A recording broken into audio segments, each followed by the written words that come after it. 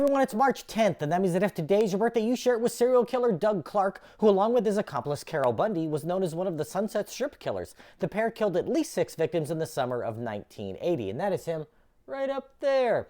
Born in 1948, Clark's father was in the Navy, and his family moved extensively throughout his childhood, and he claims to have lived in 37 different countries while growing up. Clark attended an international school in Geneva, Switzerland, and then a military academy, enlisting in the Air Force after his graduation in 1967. After his discharge, he moved to Southern California in the 70s, working as a machinist and in factories. In his downtime, he dubbed himself the King of the One-Night Stand, adding to his income with money he'd obtained from work as a gigolo for older women in the San Fernando Valley. In 1980, he met Carol Bundy, no relation to Ted, who became his live-in lover, moving in with her the very first night they met. He shared his dark fantasies with her, which were about violent sexual escapades with underage girls who he wanted to rape, murder, and commit necrophilia with. Clark often brought prostitutes to their apartment for threesomes, which Bundy willingly engaged in. He soon took an interest in an 11-year-old neighbor who Bundy lured to the apartment and convinced to pose for pornographic photos. Clark soon escalated from pedophilia to indulge his fantasies of killing a woman during sex and had Bundy purchase 2 pistols to use for this purpose. He picked up 2 teenagers on the Sunset Strip and shot them after oral copulation, then committed necrophilia with their bodies.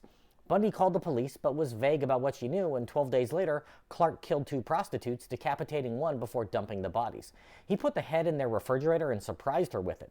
The 2 then treated it as if it were a Barbie toy head, styling the hair and applying makeup before dumping it in an alleyway.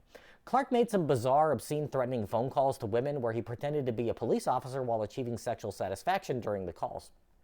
Bundy was still seeing one of her former lovers, and while drinking heavily with the man after another murder, she confessed to what she and Clark had done. When he threatened to go to the authorities, Bundy lured him to a van with promises of sex, where she shot and decapitated him. The lesson here is that you shouldn't try to sleep with someone after they confess to being a serial killer. That's a red flag.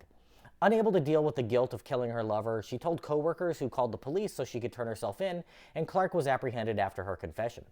At trial, Clark acted as his own counsel, which is always a terrific idea. He blamed everything on Bundy, claiming that she committed all of the murders on her own. The jury didn't believe him, and he was found guilty of 6 murders, while Bundy pleaded guilty to 2 slayings. She was sentenced to life in prison, where she died in 2003, while Clark was sent to death row, where he remains to this day.